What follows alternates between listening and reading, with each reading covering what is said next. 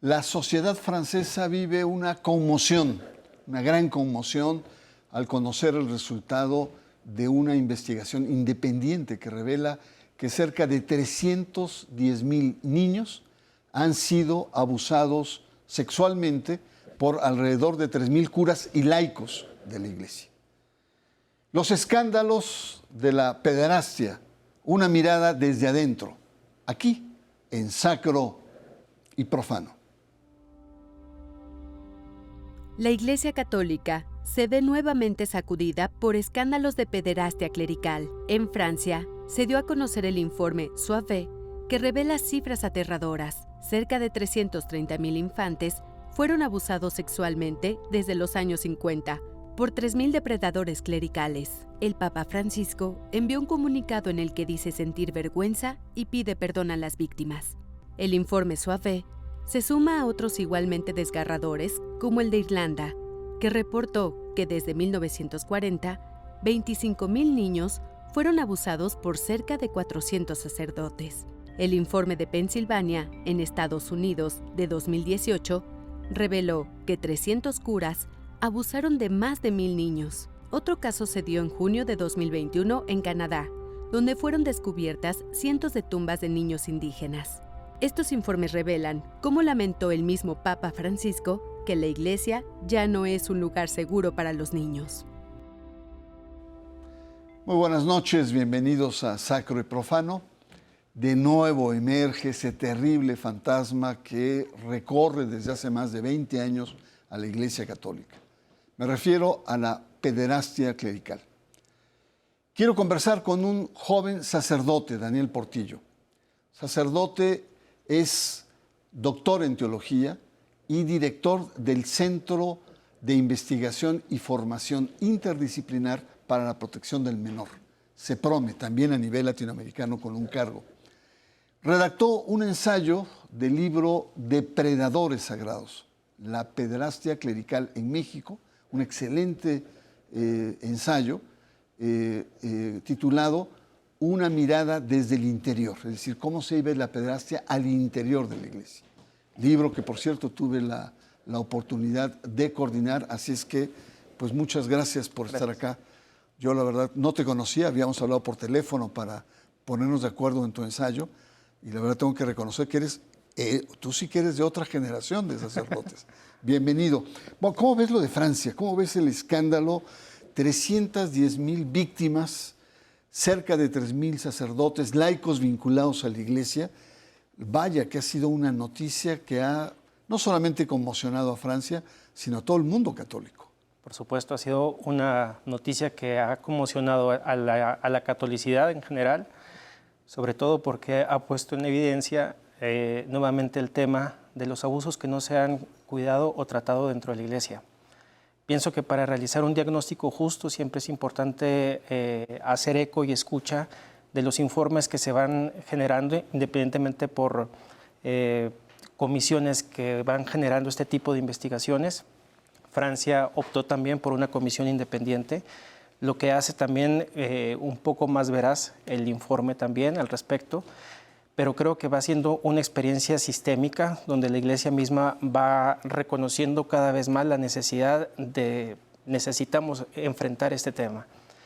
Pienso que ya desde el informe chileno hay 3 aspectos fundamentales, que los abusos no solamente son cometidos por un abusador sexual, es decir, no solamente es el nivel de enfermedad psicopatológica o perversa de una persona contra un menor de edad, sino que también hay aspectos circunstanciales y el aspecto sistémico. Y pienso que este es el ejercicio que la Iglesia ha ido aprendiendo, lamentablemente que ha cargado la vida de las víctimas, la historia misma de ellas, pero que creo que este acercamiento en 3 enfoques nos ayuda a tener una mirada más justa. Si nosotros nos conformamos solamente con percibir por ejemplo, los abusadores de frente a las víctimas de abuso, podemos caer en una realidad donde solamente generamos una respuesta muy inmediata para decir, cambiamos al abusador y el problema se resuelve. Y no, o sea, es importante valorar los aspectos circunstanciales y los aspectos sistémicos también. Totalmente de acuerdo, querido Daniel. Un aspecto también que llama la atención es que este informe que salió en Francia no es el único. Estamos hablando del informe, y tú me corriges, tú eres el experto en esos temas, el informe de Irlanda, que también desde 1940, el informe francés fue del 50, nos habla de 25,000 víctimas, cerca de 400 sacerdotes. El informe de Pensilvania, una entidad de la Unión Americana, nos habla de más de 1,000 víctimas, de un grupo de 300 sacerdotes. Y así le podemos seguir, Está el informe de Australia, el chileno que tú has señalado, el de Alemania. El tema es complejo, como señalas. Sin embargo, hay dos elementos que están muy claros, que es un fenómeno masivo, como dicen en Francia, y un fenómeno sistémico. Pero también hay otra cosa. Hay un desgaste del relato, ¿no?, de la narrativa de la Iglesia que pide perdón, se constriñe, y eso hay una crisis de este relato, de esta explicación. Claro, porque creo que hay como una necesidad inmediata de generar conclusiones donde creo que por un lado faltamos el respeto a las víctimas, pero por otro lado también no somos coherentes con la metodología que debe implicar llegar a tratar este tipo de casos. Creo una cosa, para utilizar una analogía, pienso que en el tema de la intervención o en el mismo tratamiento de los abusos y la prevención del abuso debe ser como una arqueología, es decir, con el sumo cuidado de cómo se deben empezar a tratar los casos, las situaciones, los informes. De otra manera, corremos el riesgo de generar conclusiones inmediatas.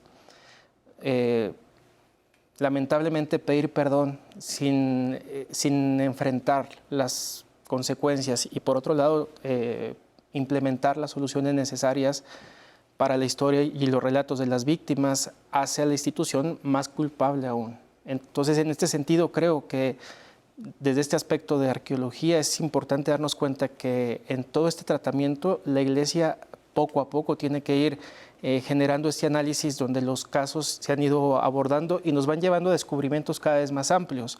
Es decir, la historia, al menos estas 5 décadas que pudiéramos, si partimos de 1985 con el escándalo en Lafayette o el escándalo del 6 de enero de Boston Globe del año 2002, pudiéramos darnos cuenta que este tipo de alcances y este tipo de rubros nos van ubicando que la Iglesia necesitaba enfrentar, partir de elementos más profundos. Por ejemplo, darnos cuenta que hay aspectos fundamentales que no podemos a la ligera dar conclusiones, ¿no? Ya, totalmente de acuerdo, Daniel, y bueno, uno puede saber o ver muy bien una cierta historicidad en la explicación.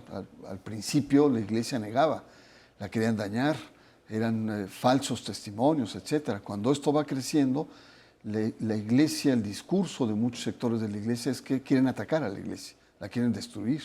Hay intrigas y conspiraciones de los masones en Washington, de los judíos en Nueva York, etc. Y de un tiempo para acá, cuando ya es inocultable, sobre todo a partir del 2002, el Boston Globe, la Iglesia le ha costado mucho trabajo dar explicaciones, incluso las reuniones grandes o pequeñas a nivel nacional. Y ahí hay un problema serio. Vamos a una pausa. Yo les recuerdo los escándalos de la pederastia, una mirada interna, y estamos aquí con un joven sacerdote que se ocupa de estos temas, que es Daniel Portillo.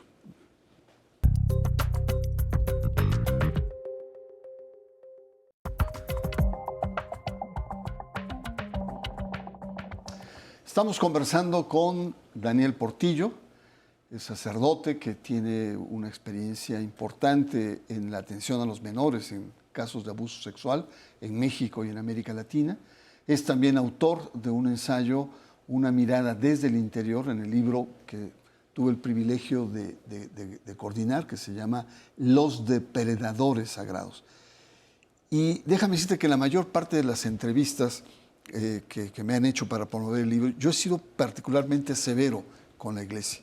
Y por eso sentía una deuda contigo, porque yo sé que estás adentro y que formas parte de una generación que trata de hacer algo frente al tema. Y por eso es que me atreví a invitarte para escuchar tus puntos de vista. Y uno de los temas que es recurrente es que en México los abusos sexuales se cometen principalmente en las familias. Tú en tu texto dices, México es el primer lugar de abuso sexual en las familias. La pregunta es, ¿por qué los reflectores mediáticos tienen tanto interés en la Iglesia Católica? ¿Qué está pasando? ¿Por qué se da este fenómeno? Un punto importante creo que es la cuestión ética que debería representar la institución eclesial.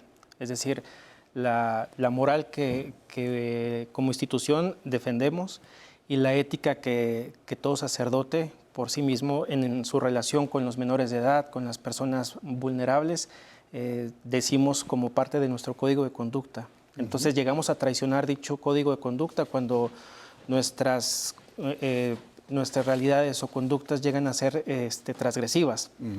Efectivamente, insistía yo en el texto porque pienso que hacemos justicia a los niños, niñas y adolescentes cuando nos damos cuenta que esta realidad no solo opera dentro de la Iglesia, y no hago mención de esto por hacer una defensa de la Iglesia, sino para decir, creo que es algo donde de manera conjunta debemos enfrentar el tema para la protección de los niños, es decir, las cuestiones políticas también involucradas muchas veces en la cuestión de la misma trata, las cuestiones de los abusos dentro de la Iglesia, las cuestiones de los abusos intrafamiliares, donde los niños son vulnerados en su integridad, en su ambiente, y la pandemia justamente ha potenciado más dichos abusos.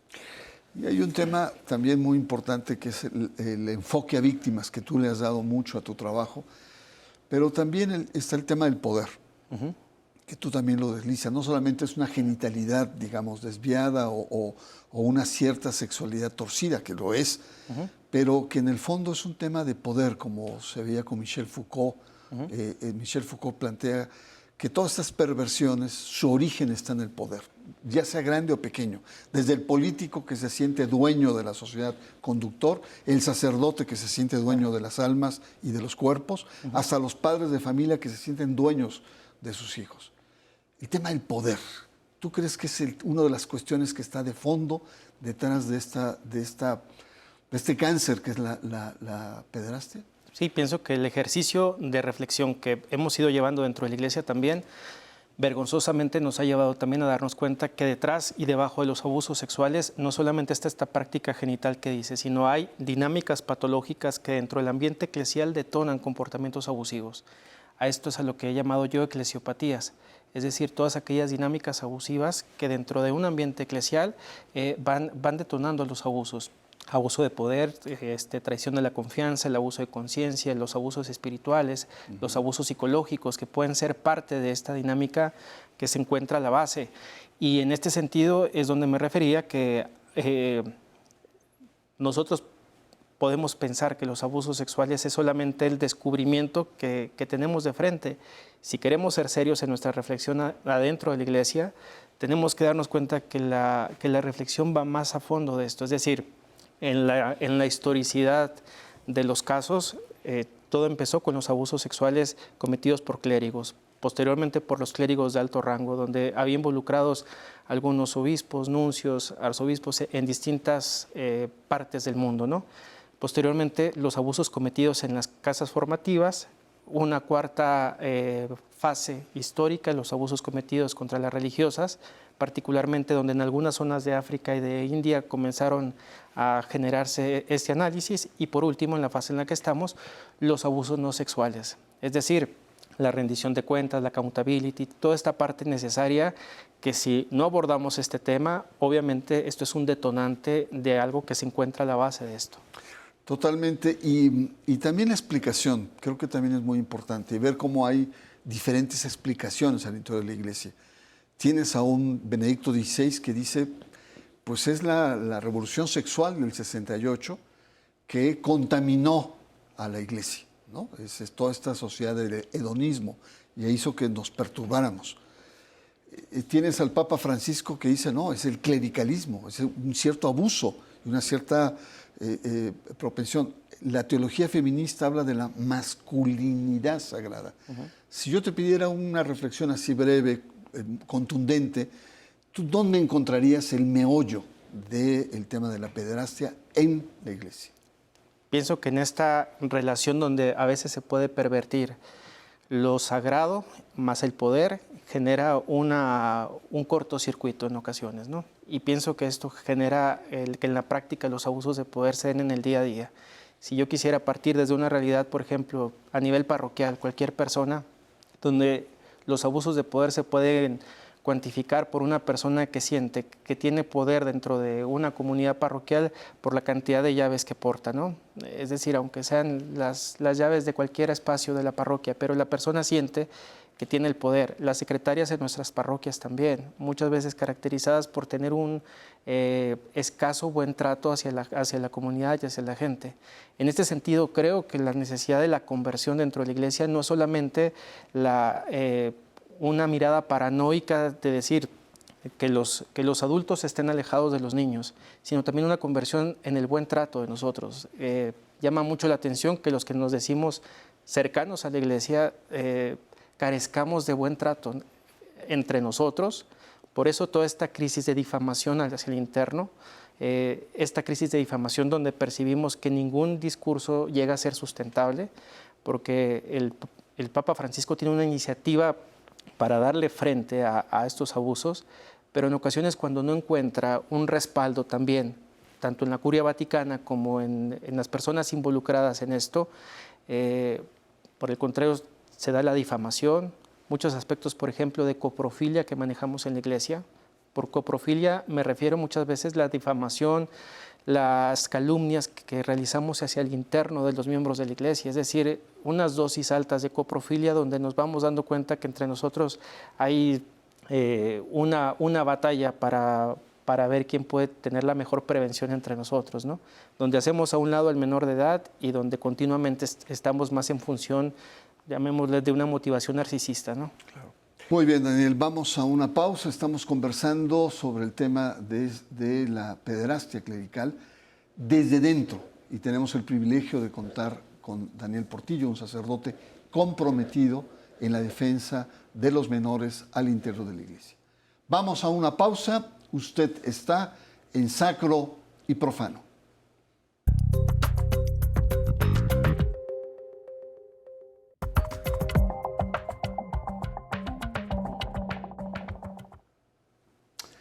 Regresamos, está usted en Sacro y Profano. Estamos conversando con el sacerdote Daniel Portillo, que desde hace tiempo está comprometido con la defensa y la atención a los menores en el caso de los abusos sexuales al interior de la iglesia.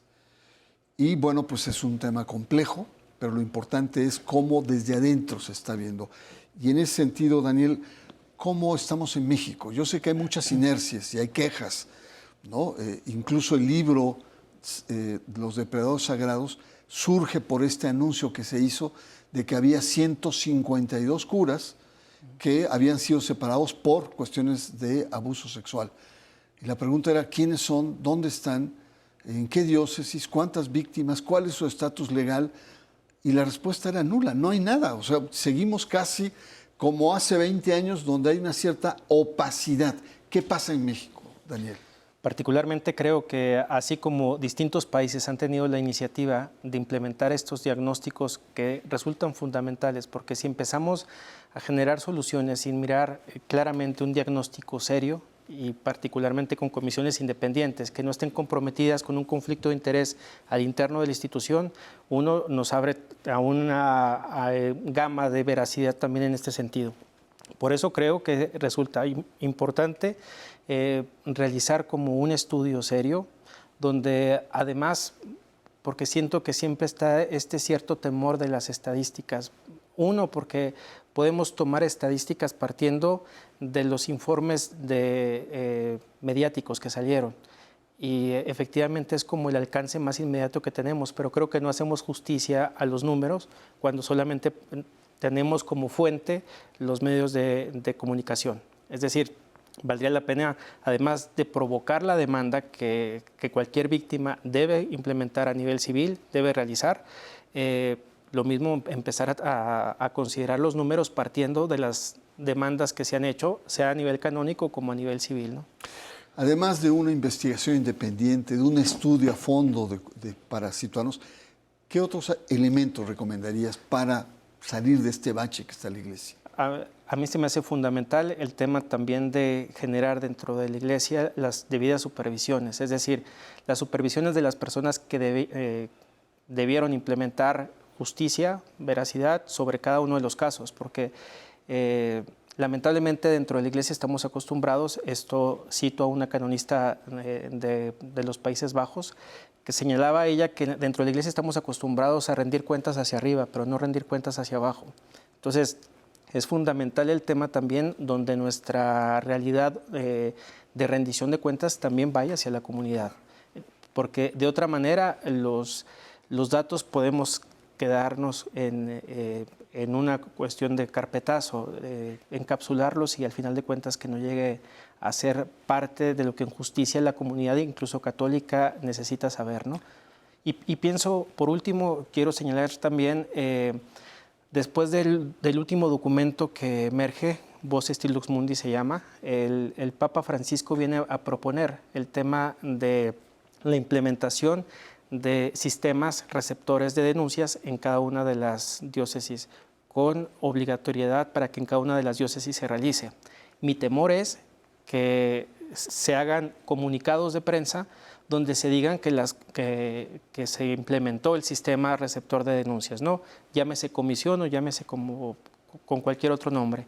Pero el temor es que esto resulte una comisión fantasma, es decir, existan nombres, pero no existe el funcionamiento como tal. Y por eso creo que es importante, en este sentido, las auditorías que debemos realizar a las personas que están implementando este tipo de recursos. Más aún, cuando no son escuchados, el mismo documento lo refiere, en sus diócesis se tienen que ir a la zona metropolitana. Si en la arquidiócesis metropolitana no son escuchados, a la nunciatura misma, ¿no? Entonces, es decir, canales debe de haber, y en este sentido los medios de comunicación también fueron los que abrieron a la catolicidad este tipo de temática, porque de otra manera, dentro de la Iglesia muchas veces queremos resolver las cosas sin la ayuda, sea profesional o capaz, que otras personas pueden aportarnos y apoyarnos en este sentido. Pues sin duda que los escándalos de la pederastia clerical han mermado la credibilidad y la autoridad moral de la Iglesia. Todos estos escándalos en Francia, Irlanda, Estados Unidos, Australia, Chile, Alemania y podemos seguir en México, muestran un fenómeno masivo y sistemático, como hemos dicho aquí. Muchos analistas demandan un profundo y verdadero ayornamiento, poner al día estos temas, que no solamente es el tema de la pederastia, sino va unido a otro tema más grande, que es la sexualidad. ¿Por qué no? ¿Por qué no pensar, según la recomendación de muchos, de un Concilio Vaticano III, precisamente con un nudo fundamental, que es la relación entre la catolicidad, el cristianismo, la Iglesia Católica y la sexualidad? Soy Bernardo Barranco y le espero el próximo miércoles aquí en Sacro y Profano.